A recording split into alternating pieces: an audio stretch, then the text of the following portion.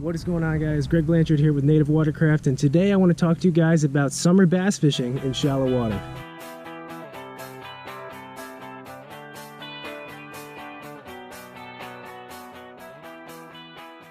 So it's midsummer, temps are, at least out here in California, up in the 90s, water temps are in the low 80s. It is hot. A lot of fishermen will tell you that this time of year with these rising temperatures, you need to go out to deep water and go looking on your graph for fish. Though that is true, I feel like a lot of people overlook that you can still catch fish shallow. I'm talking 1 to 2 foot of water. So think about it, even though the water temperatures are rising, the air temperature is rising, we still have a lot of shallow cover. We're talking bushes, rocks, logs, laydowns, all those things attract smaller fish, bait fish, crayfish, things that basically bass eat. So as long as you have those ingredients in shallow water, you'll have bass and predatory fish. You want to find an area with life. If you see birds around, if you see bait flicking up in the shallow water, it's a good bet that there are probably bass in the area too. Now, as far as shallow water fishing in the summer, I would say that morning, low light conditions are your best opportunity to catch those fish shallow. Low light, those fish take advantage of it and feed up on those bait fish. So for me, this time of year, midsummer, I am on the water before sunrise. Now, because these fish are going to be shallow, I think that allows them to do 2 things. One,